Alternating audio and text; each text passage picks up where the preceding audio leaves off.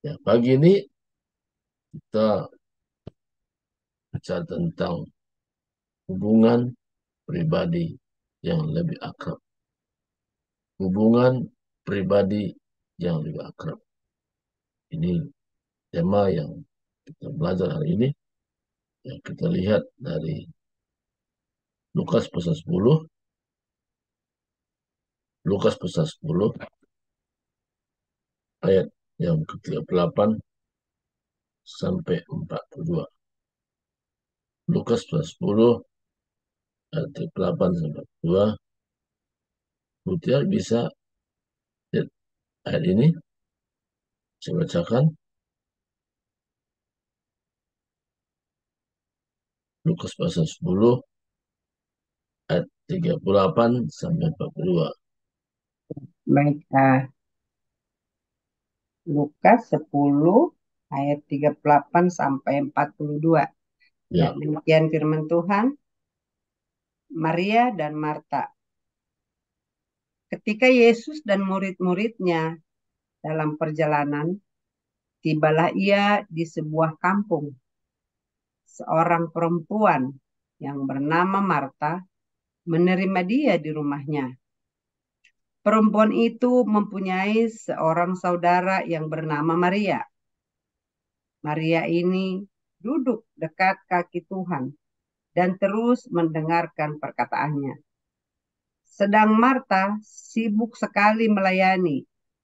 Ia mendekati Yesus dan berkata, "Tuhan, tidakkah engkau peduli bahwa saudaraku membiarkan aku melayani seorang diri? Suruhlah dia membantu aku." Tetapi Tuhan menjawabnya, "Marta, Marta, engkau khawatir dan menyusahkan diri dengan banyak perkara. Tetapi hanya satu saja yang perlu. Maria telah memilih bagian yang terbaik yang tidak akan diambil daripadanya." Amin. amin, amin. Terima kasih. Pada saat ini kita sudah sama-sama tadi menyimak dan mengamati firman Tuhan ini. Jadi pendekatan pribadi lebih akrab dengan Tuhan itu ini dimulai dengan huruf P, ya. P itu apa? Priority atau prioritas. Dalam hidup manusia, dia mesti memiliki prioritas. Ketika prioritasnya ini tidak benar atau tidak tepat atau tidak sesuai, dia akhirnya akan mengeluh. Jadi orang mengeluh itu karena tidak tepat menentukan prioritas hidupnya. Nah, di sini saya katakan Maria duduk dekat kaki Tuhan. Nah, ini menjadi prioritas Maria. Kita pun juga harus memiliki prioritas. Karena gereja Tuhan umpamakan dengan perempuan. Bagaimana pendekatan Maria pada Yesus menentukan ending bagaimana sikap hidupnya. Semua masalah ada. Baik orang yang tidak percaya, baik yang percaya. Masalah ada. Tadi sini pertama prioritas kita adalah duduk dekat kaki Tuhan. Seperti Maria lakukan. Namun Marta, dia punya prioritas hidup yaitu kesibukan. Apa sini kesibukannya? Di mana Marta, dia sibuk sekali melayani. Nah, sibuk sekali melayani. Ayat 40 katakan, sedang Marta sibuk sekali melayani. Jadi kesibukan itu tidak menentukan seseorang itu rohani. banyak kegiatan itu tidak menentukan orang itu kuat secara iman. Tapi yang menjadi penentu bagaimana kita bisa kuat secara iman kalau kita memiliki prioritas yang benar. Ya, Maria duduk dekat kaki Tuhan. Artinya, sama seperti kita juga, kalau kita jadikan Tuhan menjadi prioritas kita, maka hidup kita akan jauh tampil beda dengan orang lain yang tidak menentukan prioritas dekat dengan Tuhan. Tapi kesibukan yang menjadi prioritas. Ini yang membuat orang tidak mendapatkan kekuatan secara rohani. Justru begitu dia sibuk dan sibuk dan sibuk, endingnya apa? Keluhan. Kenapa mengeluh? Karena rasanya tidak kuat. Rasanya tidak mampu menghadapi realita hidup ini. Jadi kalau salah prioritas, kita pun bisa mengeluh seperti Marta ini. Dia merasa kecapekan. Dia merasa dibiarkan. Kenapa? Karena dia salah prioritas. Tapi Maria duduk dekat kaki Tuhan. Dan apa di sini dikatakan? Dan terus mendengarkan perkataan Yesus. Jadi rupanya untuk kita bisa bangkit, kita bisa semangat, kita bisa sukacita, kita mengalami satu kehidupan yang berbeda dengan orang lain. Kalau kita punya prioritas benar, yaitu duduk dekat kaki Tuhan dan terus mendengarkan firman Tuhan. Artinya, dalam kehidupan sehari-hari, jadikanlah dekat dengan Tuhan itu menjadi prioritas hidup. Yang kedua, firman-Nya menjadi pedoman hidup. Nah ini, di sini yang orang kadang-kadang tidak mengerti. Nah, hari ini semua tidak ada secara kebetulan.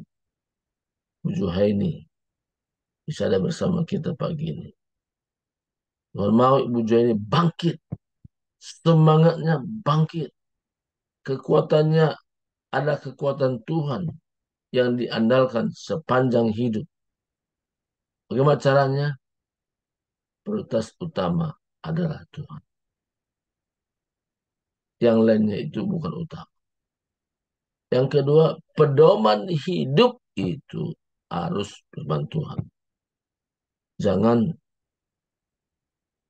ketika pedoman hidup menurut kata orang lain. Kalau kata orang lain, inilah yang membuat tidak ada ketenangan, tidak ada kekuatan, bahkan yang ada kebimbangan-kebimbangan. Dan hari ini Tuhan mau kita bukan hidup dalam kebimbangan, tapi hidup kuat karena melekat dengan Tuhan. Yang kedua, apa di sini untuk kita bisa mengalami satu kedekatan yang ekstra, kekuatan yang ekstra dalam hidup ini.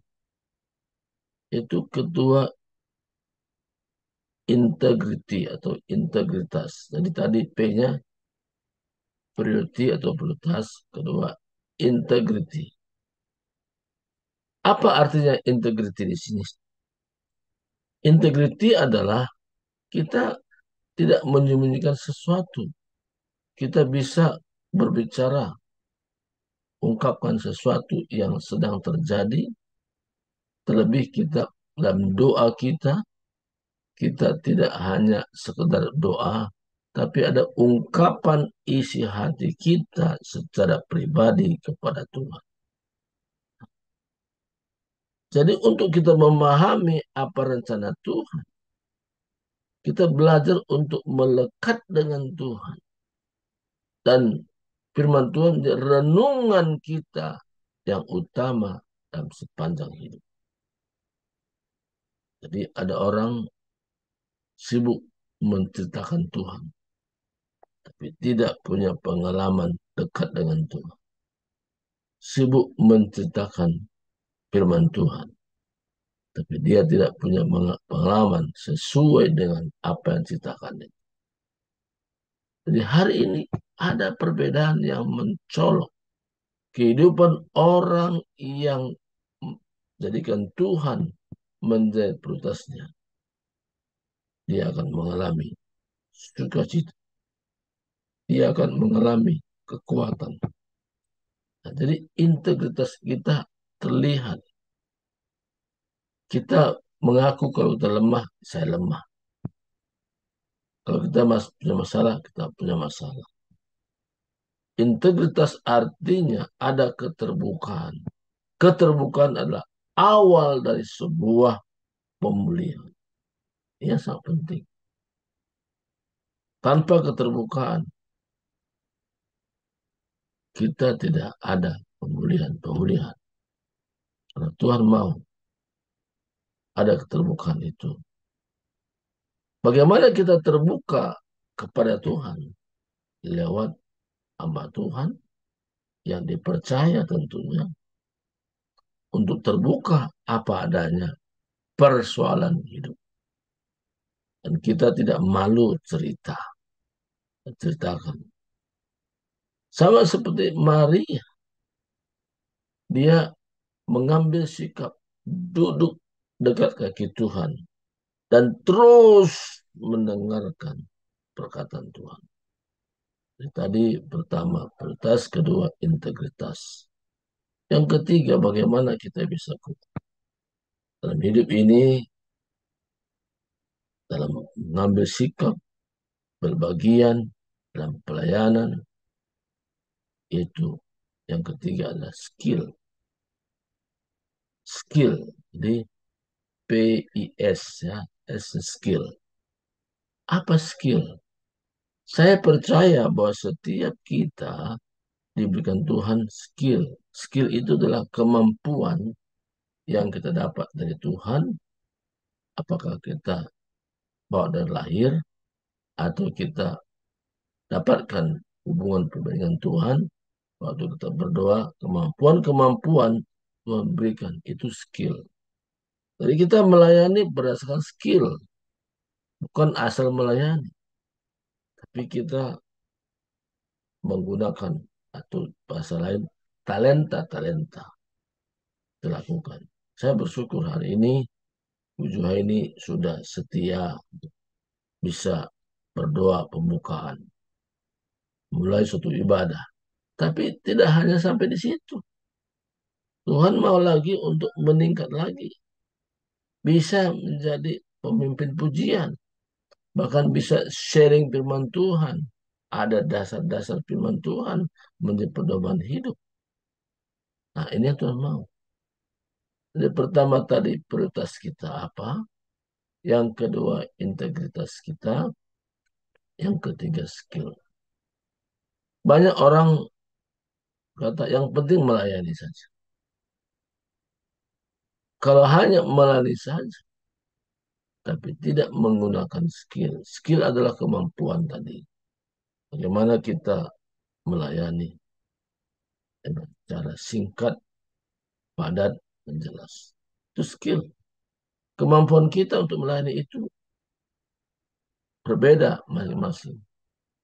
Dan kita juga menguasai firman, dan firman menguasai kita. Jadi bolak-balik. Jadi artinya kita tahu di mana alamatnya Tuhan. Tapi kita juga mengizinkan firman Tuhan itu berkuasa atas kita. Sehingga skill kita bertambah. Skill kita meningkat. Kenapa? Pekerjaan daripada firman Tuhan mencerdaskan setiap orang. Jadi kita bisa cerdas karena Tuhan beri. Dan Tuhan memberikan kecerdasan melalui firman-Nya ketika dijadikan firman Tuhan itu menjadi renungan hidup kita sepanjang masa. Jadi kita duduk dengan firman Tuhan direnungkan.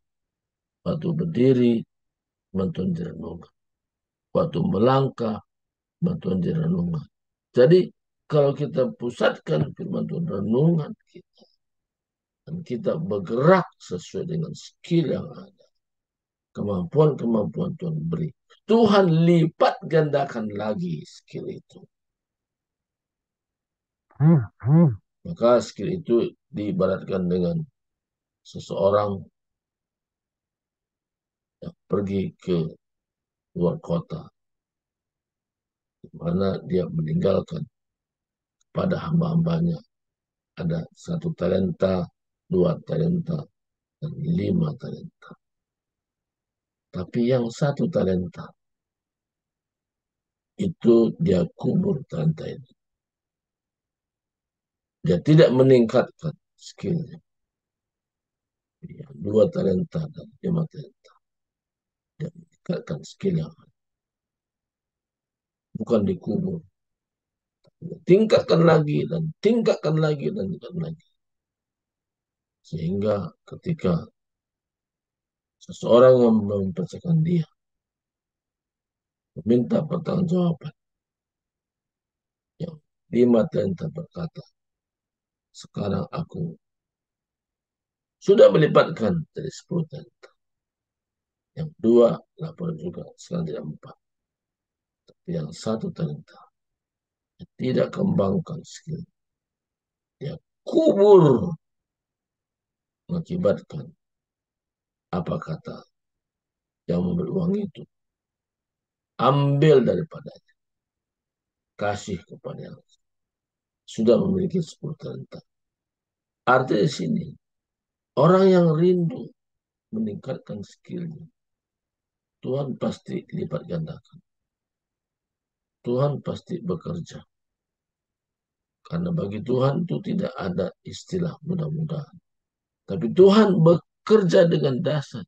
Kenapa? Pertama, kita punya prioritas hidup, yaitu Tuhan dan firman. Kedua, ada keterbukaan, integriti. Kita terbuka. Kondisi situasi kita. Kita tidak malu diungkapkan kepada orang yang kita percaya. Yang ketiga, skill ini penting. Maka sepanjang hidup itu kita perlu belajar. Jadi tidak ada istilahnya, oh saya sudah tua, nggak perlu belajar. Justru kemampuan ini ketika diasah dan diasah dan diasah dan diasah, dan kemampuan ini makin meningkat. Kita menjadi orang yang luar biasa. Dipakai Tuhan, Tuhan kita luar biasa, maka pengikutnya luar biasa. Kenapa bisa begitu? Karena kita bukan orang yang sekedar biasa-biasa. Tapi kita gunakan tugas kita adalah Tuhan. Yang kedua, kita punya terbukaan, integriti, 3 skill. 3 hal ini kita lakukan. Prioritas, integritas, dan skill ini menjadi modal kita untuk melayani. Kemana-mana pun kita pergi, kita menjadi orang yang tampil beda di tengah-tengah masyarakat di mana kita ada. Jadi ini bukan berdasarkan sekolah. Ada orang yang pikir kalau saya sekolah tinggi-tinggi, saya bisa hebat. Tidak. Kita hebat oleh karena pemakaian Tuhan. Makanya jangan sampai salah prioritas. Jadikanlah Tuhan menjadi prioritas. Jadikanlah firman Tuhan menjadi pedoman hidup. Ada keterbukaan-keterbukaan kita. Wah, ada kelemahan kita, kekurangan kita. Juga kita mau meningkat. Potensi-potensi dikembangkan. Dan Tuhan bekerja dengan apa yang ada. Tuhan berikan bagi kita. Tuhan berkati, kita berdoa. Terima kasih Tuhan, hari ini hamba-Mu sudah berarti pegang dengan firman-Mu. Biarlah kami dari hari ke hari tidak seperti Marta. Ketika dia melakukan kesibukan-kesibukan, Endingnya dia mengeluh. Endingnya dia bersungut-sungut. Tapi Maria sudah mengambil yang terbaik, yang tidak akan diambil dari. Jadi hari itu biarlah kami senantiasa diperbaiki oleh firman.